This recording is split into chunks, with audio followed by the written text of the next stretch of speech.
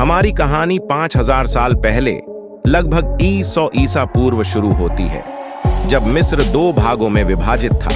दक्षिण में ऊपरी मिस्र और उत्तर में निचला मिस्र। इन दोनों भूमियों के एकीकरण से मिस्र के पहले राजवंश का जन्म हुआ और फिरौन के शासनकाल की शुरुआत हुई। राजा नार्मर, जिन्हें मैनेस के नाम से भी जाना जाता है, को ऊपरी और निचले मिस्र को एकजुट करने का श्रेय दिया जाता है, जो एकीकृत मिस्र के पहले फिरौन बने। उन्होंने पहले राजवंश की स्थापना की और इसके साथ मिस्र की सभ्यता की नींव, जिसे हम आज जानते हैं। इसने मिस्र की सभ्यता को चिह्नित किया, एक वंश की शुरुआत जो 3000 से अधिक वर्षों तक चलेगी।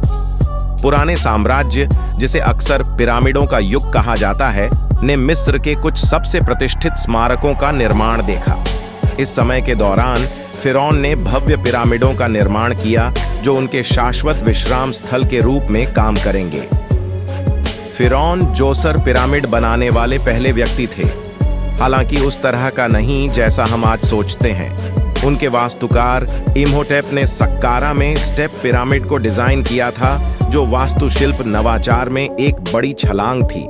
उनके नक्शे दम पर चलते हुए खुफू, खफरे जैसे फिरौन और मेनाक्योर ने गीजा में प्रसिद्ध पिरामिडों का निर्माण किया, जो उनकी दिव्य शक्ति और इंजीनियरिंग कौशल का प्रतीक है।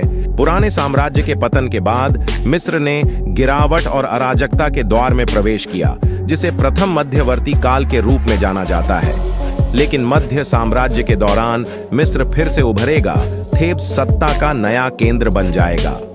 फिरौन मंटूहोटेप द्वितीय वह शासक था जिसने मिस्र को फिर से एकजुट किया, प्रथम मध्यवर्ती काल को समाप्त किया और मध्य साम्राज्य का उद्घाटन किया। इस युग को विशेष रूप से थेब्स में कला, साहित्य और बड़े पैमाने पर निर्माण परियोजनाओं के उत्कर्ष द्वारा चिह्नित किया गया था।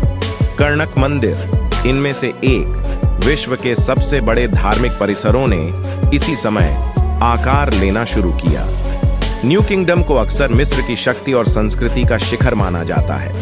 इस अवधि में इतिहास के कुछ सबसे प्रसिद्ध फिरौन का उदय हुआ, जिन्होंने मिस्र के साम्राज्य का विस्तार किया और स्मारकीय विरासतें पीछे छोड़ दी। इन फिरौनों में हत्शेपसुत मिस्र की कुछ महिला शासकों में से एक थी, जो एक दुर्जेय और सफल फिरौन साबित हुई।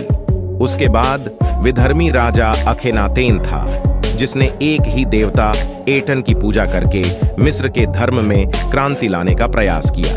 उसका बेटा किंग्स की घाटी में उसकी लगभग अक्षुण्ण कब्र की खोज के कारण युवा तूतनखामुन शायद सबसे प्रसिद्ध है। रामसेस द्वितीय, जिसे रामसेस महान के नाम से जाना जाता है, मिस्र के सबसे शक्तिशाली और प्रभावशाली फिरौन में से एक था। उसके शासनकाल को सैन्य जीत, स्मारकीय निर्माण परियोजनाओं और एक विरासत द्वारा चिह्नित किया गया था, जिसने उसे महान पूर्वज की उपाधि दी थी। अबू सिम्बल के विशाल मंदिर, जो पहाड़ी पर खुदे हुए हैं, उनकी महत्वाकांक्षा और शक्ति का प्रमाण है। अपनी भव्यता के बावजूद अंततः न्यू किंगडम का पतन हो गया, जिससे तीसरा मध्यवर्ती काल शुरू हुआ, जो आंतरिक कलह और विदेशी आक्रमणों की विशेषता थी। फिर भी मिस्र को टॉलेमिक राजवंश के तहत एक संक्षिप्त पुनरुत्थान देखने को मिलेगा, जिसकी स्थापना सिकंदर महान के जनरलों में से एक ने की थी।